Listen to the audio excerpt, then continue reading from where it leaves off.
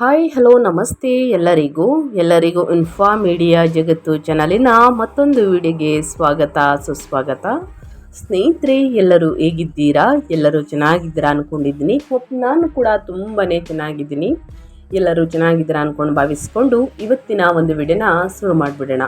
ಇವತ್ತಿನ ಒಂದು ವಿಡಿಯೋದಲ್ಲಿ ಧನುರಾಶಿಯವರಿಗೆ ಸ್ನೇಹಿತರೆ ಆಗಸ್ಟ್ 3ರಿಂದ ಏನೆಲ್ಲ ಬದಲಾವಣೆಯನ್ನು ನೋಡಲಿದ್ದೀರಿ, ಯಾವುದರ ಬಗ್ಗೆ ಎಚ್ಚರಿಕೆ ವಹಿಸಬೇಕು, ಯಾಕಂದರೆ ಶನಿ ಸಂಚಾರ ಇದೆ, ಅದುವೇ ಹಿಮ್ಮುಖ ಸಂಚಾರದಲ್ಲಿ ಏನೆಲ್ಲ ಬದಲಾವಣೆಗಳು ಕಂಡು ಬರಲಿದೆ ನಿಮ್ಮ ಜೀವನದಲ್ಲಿ, ಯಾವುದರ ಬಗ್ಗೆ ಮುನ್ನೆಚ್ಚರಿಕೆಗಳನ್ನು ತೆಗೆದುಕೊಳ್ಬೇಕು ಅನ್ನೋದನ್ನ ಧನುರಾಶಿಯವರಿಗೆ ಕಂಪ್ಲೀಟ್ ಆಗಿ ಇದೇ ವಿಡಿಯೋದಲ್ಲಿ ತಿಳಿಸ್ಕೊಡ್ತಾ ಹೋಗ್ತೀನಿ. ಇದನ್ನೆಲ್ಲ ತಿಳ್ಕೋಬೇಕು, ಸಣ್ಣ ಪುಟ್ಟ ಪರಿಹಾರಗಳನ್ನೆಲ್ಲ ಫಾಲೋಅಪ್ ಮಾಡಬೇಕು ಅಂದರೆ ಎಲ್ಲೂ ಕೂಡ ವಿಡಿಯೋನ ಸ್ಕಿಪ್ ಮಾಡಬಾರ್ದು. ಅಂದರೆ ವಿಡಿಯೋನ ಕಟ್ ಮಾಡಿ ಓಡಿಸ್ಕೊಂಡೋಗಿ ನೋಡ್ತೀನಿ ಅಂದರೆ ಫುಲ್ ಇನ್ಫಾರ್ಮೇಷನ್ ಅರ್ಥ ಆಗಲ್ಲ. ಸೊ ಹಾಗಾಗಿ ಎಲ್ಲ ವಿಡಿಯೋದಲ್ಲೂ ತಿಳಿಸ್ತಾ ಇರ್ತೀನಿ. ಬಿಗಿನಿಂದ ಹೆಂಡ್ ತನಕ ವಿಡಿಯೋವನ್ನು ವಾಚ್ ಮಾಡಿ. ವಿಡಿಯೋದಲ್ಲಿ ಒಳ್ಳೆಯ ಮಾಹಿತಿ ಸಿಕ್ಕಿದ್ದಲ್ಲಿ, ಈ ವಿಡಿಯೋ ಯೂಸ್ಫುಲ್ ಅನಿಸಿದ್ದಲ್ಲಿ ವಿಡಿಯೋಗೆ ಲೈಕ್ ಮಾಡೋದನ್ನ ಮರ್ತಿದ್ರೆ ಲೈಕ್ ಮಾಡಿ. ಇನ್ನೂ ನನ್ನ ಚಾನಲ್ನ ಸಬ್ಸ್ಕ್ರೈಬ್ ಮಾಡ್ಕೊಳ್ಳೋದನ್ನೇ ನೋಡ್ತಿದ್ರೆ ಇನ್ಫಾ ಮೀಡಿಯಾ ಜಗತ್ತಿಗೆ ಸಬ್ಸ್ಕ್ರೈಬ್ ಆಗಿ ಇದೇ ರೀತಿ ನಿಮ್ಮ ರಾಶಿ ಭವಿಷ್ಯವನ್ನು ತಿಳಿಸ್ಕೊಡ್ತಾ ಹೋಗ್ತೀನಿ. ಯಾರೆಲ್ಲ ಸಬ್ಸ್ಕ್ರೈಬ್ ಮಾಡಿಕೊಂಡು ಪ್ರತಿನಿತ್ಯ ವಿಡಿಯೋ ವಾಚ್ ಮಾಡ್ತಿದ್ದೀರಾ ಅಂಥವರಿಗೆ ಥ್ಯಾಂಕ್ ಯು ಸೋ ಮಚ್ ಅಂತ ಹೇಳ್ತಾ ವಿಡಿಯೋದ ಕಡೆ ಗಮನ ಕೊಟ್ಬಿಡೋಣ.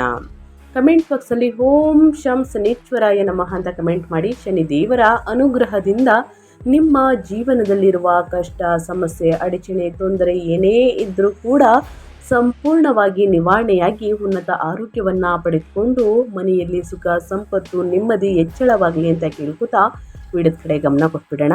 ದಯವಿಟ್ಟು ಈ ರಾಶಿಯನ್ನು ನಿಮ್ಮ ಕುಟುಂಬದಲ್ಲಿ, ನಿಮ್ಮ ಸ್ನೇಹಿತರಲ್ಲಿ ಅಥವಾ ನಿಮ್ಮ ಹಿತೈಷಿಗಳು ಯಾರಾದರೂ ಹೊಂದಿದರೆ ಅವ್ರಿಗೆ ವಿಡಿಯೋವನ್ನು ಶೇರ್ ಮಾಡಿ. ನಿಮ್ಮ ಕಡೆಯಿಂದ ಅದೃಷ್ಟದ ಭವಿಷ್ಯವನ್ನು ಅವರು ಕೂಡ ತಿಳ್ಕೊಂಡಂಗಾಗುತ್ತೆ. ಹೌದು ಸ್ನೇಹಿತರೆ, ಧನುರಾಶಿಯವರಿಗೆ 2026 ಆಗಸ್ಟ್ ತಿಂಗಳಿಂದ ಔದ್ಯೋಗಿಕ ಕ್ಷೇತ್ರದಲ್ಲಿರುವವರ ಬೆಳವಣಿಗೆ ಹೇಗಿರಲಿದೆ? ವಿದ್ಯಾರ್ಥಿಗಳಿಗೆ ಈ ತಿಂಗಳು ಶುಭದಾಯಕವೇ? ವ್ಯಾಪಾರಸ್ಥರಿಗೆ ದಿಕ್ಸೂಚಿ ಹೇಗಿದೆ? ಅಂದರೆ ಜ್ಯೋತಿಷ್ಯದ ದಿಕ್ಸೂಚಿ ಹೇಗಿದೆ? ಕೌಟುಂಬಿಕ ಜೀವನ ಹೇಗಿರಲಿದೆ? ನಿಮ್ಮ ಆರೋಗ್ಯ, ಆರ್ಥಿಕ ಸ್ಥಿತಿಯಲ್ಲಿ ಶುಭ ಫಲಗಳು ಇದೆಯಾ ಎನ್ನುವ ಮಾಹಿತಿಯನ್ನು ಇದೇ ವಿಡಿಯೋದಲ್ಲಿ ತಿಳಿಸ್ಕೊಡ್ತಾ ಹೋಗ್ತೀನಿ. ಸೊ ಹಾಗಾಗಿ ಸ್ಕಿಪ್ ಮಾಡ್ದಾನೆ ಕೊನೆಯ ತನಕ ವಾಚ್ ಮಾಡಿ.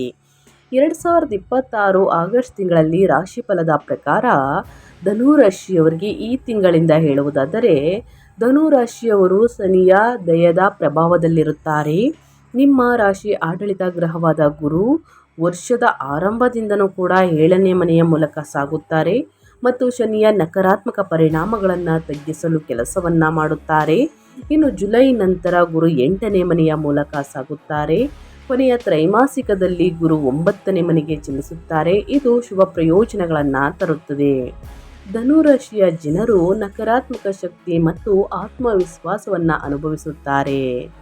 ಇನ್ನು 2026 ವರ್ಷ ಪೂರ್ತಿ ಮೀನರಾಶಿಯಲ್ಲಿ ಶನಿಯ ಪ್ರಭಾವದೊಂದಿಗೆ ಜವಾಬ್ದಾರಿ ಮತ್ತು ಸ್ವಯಂ ನಿಯಂತ್ರಣದ ಪ್ರಜ್ಞೆ ಆಳವಾಗುತ್ತದೆ ಅಂತಲೇ ಹೇಳ್ಬೋದು.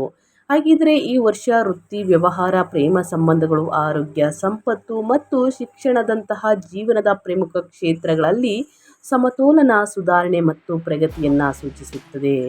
ಧನುರಾಶಿಯ ಜಾತಕದ ಪ್ರಕಾರ ನಿಮ್ಮ ಸಾಮರ್ಥ್ಯಗಳನ್ನು ಸಾಬೀತುಪಡಿಸಲು, ಇಂದಿನ ಪ್ರಯತ್ನಗಳಿಂದ ಲಾಭವನ್ನು ಪಡೆಯಲು ಮತ್ತು ಹೊಸ ಅವಕಾಶಗಳನ್ನು ಸ್ವೀಕರಿಸಲು ನಿಮಗೆ ಅವಕಾಶವನ್ನು ನೀಡುತ್ತದೆ ಎಂದು ಗ್ರಹಗಳ ಸೂಚನೆ. ಜುಲೈ ತಿಂಗಳ ನಂತರ ಗುರುವಿನ ಕರ್ಕಟಕ ರಾಶಿ ಪ್ರವೇಶವು ಹೋರಾಟದ ನಂತರ ಯಶಸ್ಸಿನ ಅವಕಾಶವನ್ನು ತರುತ್ತದೆ.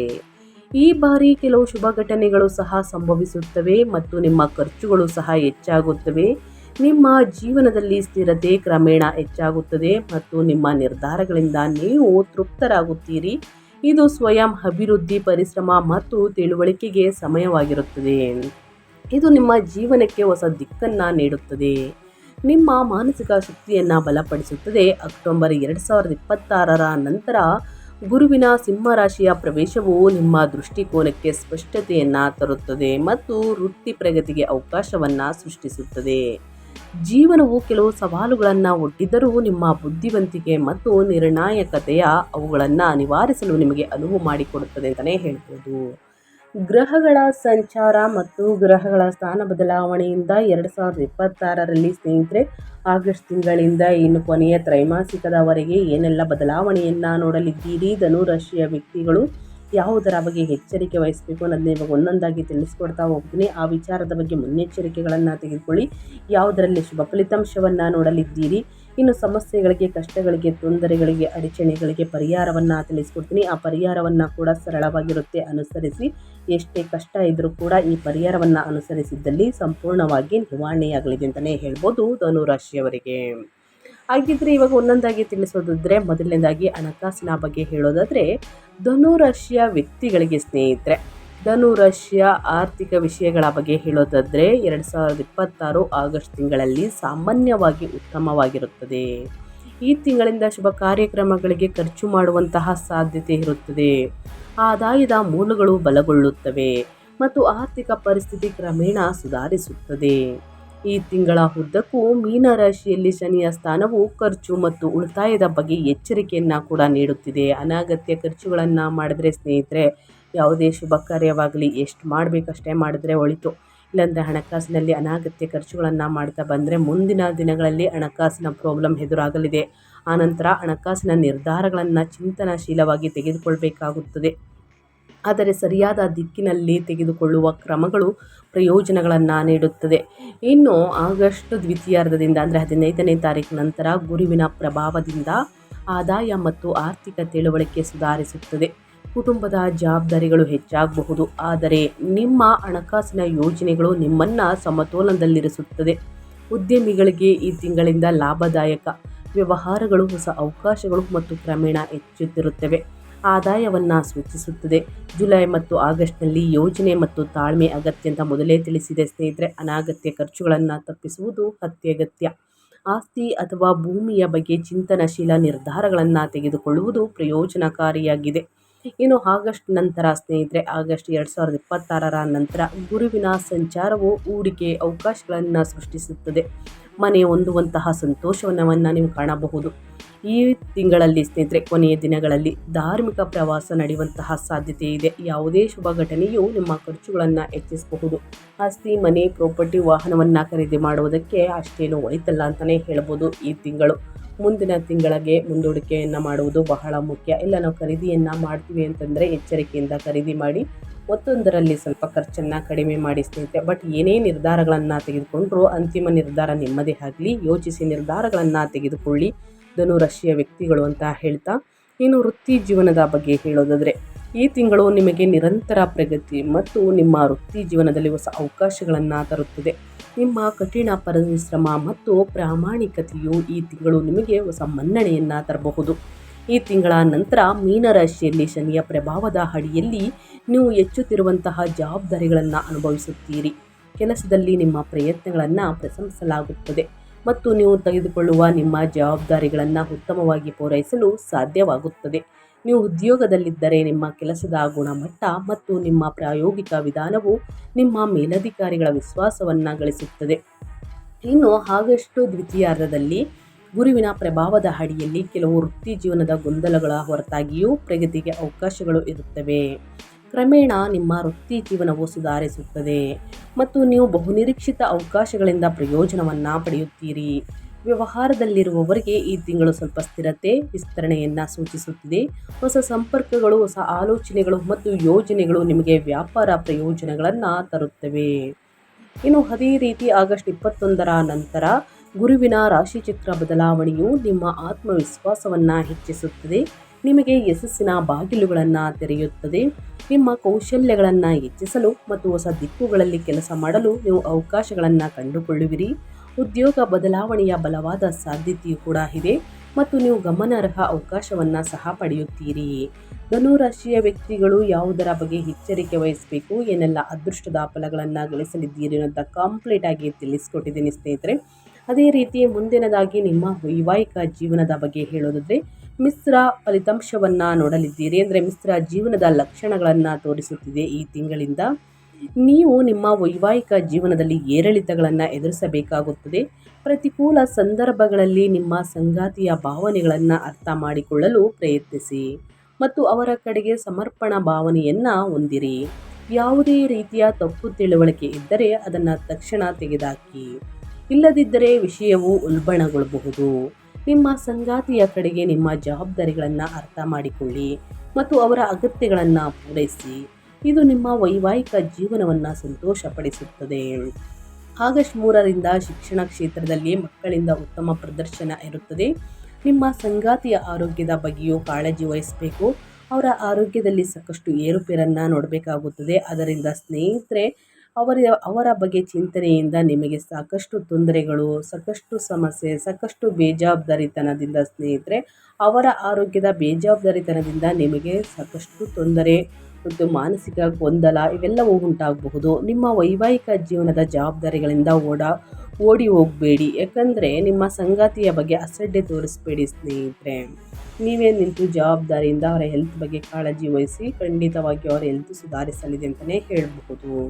ಇನ್ನು ಪ್ರೇಮ ಜೀವನದ ಬಗ್ಗೆ ಪುಟ್ಟದಾಗಿ ಹೇಳೋದಾದರೆ, ಪ್ರೀತಿ ಮತ್ತು ಕುಟುಂಬ ಜೀವನದ ಬಗ್ಗೆ ಧನುರಾಶಿಯವರಿಗೆ ಈ ತಿಂಗಳಿಂದ ನಿಮ್ಮ ಸಂಬಂಧಗಳಿಗೆ ಹೆಚ್ಚಿನ ತಿಳುವಳಿಕೆ ಮತ್ತು ಆಳವನ್ನು ತರುತ್ತದೆ. ನೀವು ಸಂಬಂಧದಲ್ಲಿದ್ದರೆ ನಿಮ್ಮ ಸಂಗಾತಿಯೊಂದಿಗೆ ಹೊಂದಾಣಿಕೆಯ ಭಾವನೆಯನ್ನು ನೀವು ಅನುಭವಿಸಲಿದ್ದೀರಿ. ಈ ತಿಂಗಳಿಂದ ಸ್ನೇಹಿತರೆ ಸಾಕಷ್ಟು ಬದಲಾವಣೆ, ಯಾಕಂದರೆ ಶನಿಯ ಪ್ರಭಾವವು ನಿಮ್ಮ ಸಂಬಂಧಕ್ಕೆ ಹೆಚ್ಚಿನ ಗಂಭೀರತೆ ಮತ್ತು ಜವಾಬ್ದಾರಿಯನ್ನು ತರುತ್ತದೆ. 2026ರ ಧನುರಾಶಿಯವರಿಗೆ ಜಾತಕದ ಪ್ರಕಾರ ಶನಿ ಹಿಮ್ಮುಖ ಸಂಚಾರದಿಂದ ಹಳೆಯ ಭಿನ್ನಾಭಿಪ್ರಾಯಗಳು ಸ್ವಲ್ಪ ಮಟ್ಟಿಗೆ ಬಗೆಹರಿಯುತ್ತವೆ ಮತ್ತು ಪರಸ್ಪರ ತಿಳುವಳಿಕೆ ಹೆಚ್ಚಾಗುತ್ತದೆ. ಪರಸ್ಪರರ ಭಾವನೆಗಳನ್ನು ಗೌರವಿಸುವುದು ಮತ್ತು ನಿಮ್ಮ ಸಂಬಂಧವನ್ನು ಬಲಪಡಿಸುತ್ತದೆ.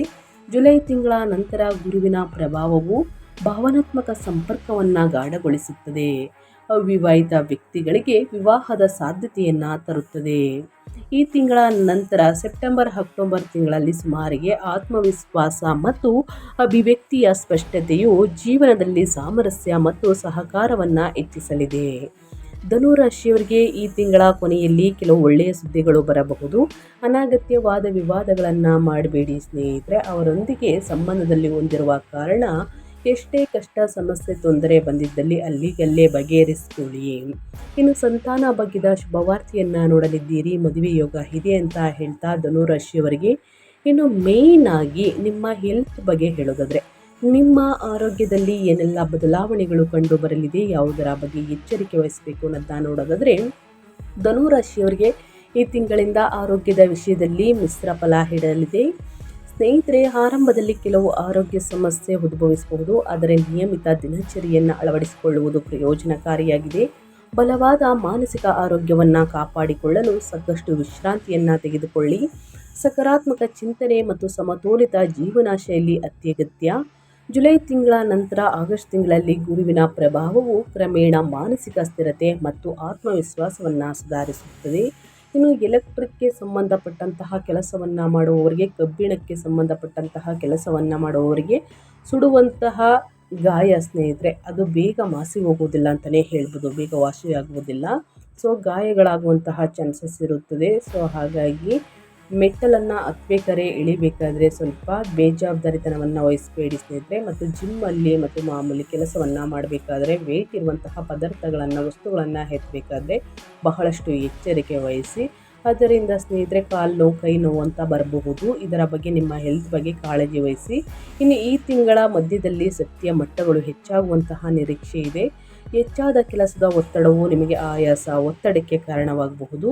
ಆದ್ದರಿಂದ ವಾಹನವನ್ನು ಚಾಲನೆ ಮಾಡಬೇಕಾದ್ರೂ ನಿಧಾನವಾಗಿ ವಾಹನವನ್ನು ಚಾಲನೆ ಮಾಡಿ. ಸಣ್ಣ ಪುಟ್ಟ ಗಾಯಗಳನ್ನು ಗ್ರಹಗಳು ಸೂಚಿಸುತ್ತಿದೆ. ಆದ್ದರಿಂದ ಸ್ವಲ್ಪ ವಿಶ್ರಾಂತಿಯನ್ನು ತೆಗೆದುಕೊಳ್ಳಿ. ಕೆಲಸದ ನಡುವೆ ಸಮತೋಲನವನ್ನು ಕಾಯ್ದುಕೊಳ್ಳುವುದು ಅತ್ಯಗತ್ಯ. ನಿಮ್ಮ ಆರೋಗ್ಯಕ್ಕೆ ಆದ್ಯತೆ ನೀಡಲು ಮತ್ತು ಸಕಾರಾತ್ಮಕ ಅಭ್ಯಾಸಗಳನ್ನು ಅಳವಡಿಸಿಕೊಳ್ಳಲು ನಿಮ್ಮನ್ನು ಪ್ರೇರೇಪಿಸುತ್ತದೆ. ಒಟ್ಟಾರೆಯಾಗಿ ಹೇಳಬೇಕು ಅಂದರೆ ಈ ತಿಂಗಳ ಕೊನೆಯ ತ್ರೈಮಾಸಿಕವು ನಿಮಗೆ ಉತ್ತಮವಾಗಿರುತ್ತದೆ. ಬಹಳಷ್ಟು ನಿಮ್ಮ ಆರೋಗ್ಯದ ಕಡೆ ಆದ್ಯತೆ ನೀಡಿ ಅಂತ ಹೇಳ್ತಾ, ಇನ್ನು ವಿದ್ಯಾರ್ಥಿಗಳ ಬಗ್ಗೆ ಹೇಳೋದಾದರೆ, ವಿದ್ಯಾಭ್ಯಾಸದಲ್ಲಿ ಆಗಸ್ಟ್ ತಿಂಗಳಲ್ಲಿ ಸ್ನೇಹಿತರೆ ಏನೆಲ್ಲ ಬದಲಾವಣೆಯನ್ನು ನೋಡಲಿದ್ದೀರಿ. ಶನಿ ಹಿಮ್ಮುಖ ಸಂಚಾರ ಅಂದರೆ ಸ್ನೇಹಿತರೆ ಎಲ್ಲದನ್ನು ಕೆಟ್ಟದೇ ಮಾಡುತ್ತೆ ಅಂತ ಅನ್ಕೊಳ್ಳೋಕೆ ಹೋಗಬೇಡಿ, ಒಳಿತನ್ನು ನೀಡಲಿದೆ. ಸೊ ಹಾಗಾಗಿ ಯಾವುದರ ಬಗ್ಗೆ ಮುನ್ನೆಚ್ಚರಿಕೆಗಳನ್ನು ತೆಗೆದುಕೊಳ್ಬೇಕು, ಆ ಸಮಯದಲ್ಲಿ ಏನೆಲ್ಲ ಪರಿಹಾರವನ್ನು ಮಾಡಬೇಕು ಅನ್ನೋದನ್ನ ನಾವು ಕರೆಕ್ಟಾಗಿ ತಿಳ್ಕೋಬೇಕಾಗುತ್ತದೆ. ಧನುರಾಶಿಯ ವಿದ್ಯಾರ್ಥಿಗಳಿಗೆ ಶಿಕ್ಷಣ ಕ್ಷೇತ್ರದಲ್ಲಿ ಸಾಧನೆಗಳನ್ನು ಸೂಚಿಸುತ್ತಿದೆ ಗ್ರಹಗಳು. ನಿಮ್ಮ ಕಠಿಣ ಪರಿಶ್ರಮಕ್ಕೆ ಖಂಡಿತವಾಗಿಯೂ ಪ್ರತಿಫಲ ಸಿಗುತ್ತದೆ. ಜನವರಿ ತಿಂಗಳಲ್ಲಿ ಸ್ನೇಹಿತರೆ ಉದ್ದಕ್ಕೂ ಮೀನರಾಶಿಯಲ್ಲೇ ಅಂತಂದರೆ ಡಿಸೆಂಬರ್ ತನಕ ಶನಿಯ ಸ್ಥಾನವು ಅಧ್ಯಯನದಲ್ಲಿ ಶಿಸ್ತು ಮತ್ತು ಸ್ಥಿರ ಅಭ್ಯಾಸವನ್ನು ಪ್ರೇರೇಪಿಸುತ್ತಿದೆ ಸ್ನೇಹಿತರೆ. ಮೊದಲ ತಿಂಗಳಿಂದ ಕೊನೆಯ ತಿಂಗಳವರೆಗೂ ಸ್ಪರ್ಧಾತ್ಮಕ ಪರೀಕ್ಷೆಗಳಿಗೆ ತಯಾರಿಯನ್ನು ನಡೆಸುತ್ತಿರುವಂತಹ ವಿದ್ಯಾರ್ಥಿಗಳಿಗೆ ಈ ತಿಂಗಳಿಂದ ಉತ್ತಮ ಅವಕಾಶಗಳನ್ನು ತರುತ್ತದೆ. ನೀವು ಹೊಸ ಕೋರ್ಸ್ ಅಥವಾ ಕೌಶಲ್ಯವನ್ನು ಕಲಿಯಲು ಬಯಸಿದರೆ ಈ ಸಮಯ ಅನುಕೂಲಕರವಾಗಿರುತ್ತದೆ. ನೀವು ವಿದೇಶದಲ್ಲಿ ಶಿಕ್ಷಣವನ್ನು ಪಡೆಯುತ್ತಿದ್ದರೆ ಅಲ್ಲಿಯೂ ಕೂಡ ಯಶಸ್ಸಿಗೆ ಅವಕಾಶವಿರುತ್ತದೆ. ಆಗಸ್ಟ್, ಸೆಪ್ಟೆಂಬರ್, ಅಕ್ಟೋಬರ್ ನಂತರ ಅಧ್ಯಯನದಲ್ಲಿ ಏಕಾಗ್ರತೆ ಮತ್ತು ನಿಯಮಿತ ಅಭ್ಯಾಸವು ನಿಮ್ಮನ್ನು ಯಶಸ್ಸಿಗೆ ಕೊಂಡೊಯ್ಯುತ್ತದೆ.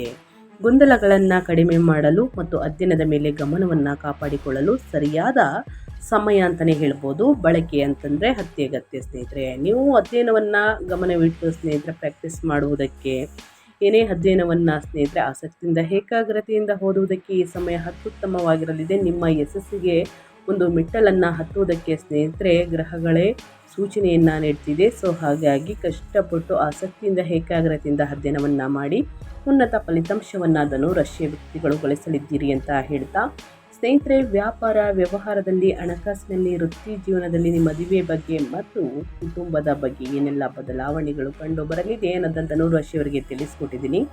ಗ್ರಹಗಳ ಸಂಚಾರದ ಸಮಯದಲ್ಲಿ ಏನೆಲ್ಲ ಪರಿಹಾರವನ್ನು ಮಾಡಬೇಕು ಅನ್ನೋದನ್ನ ತಿಳಿಸ್ಕೊಡ್ತೀನಿ.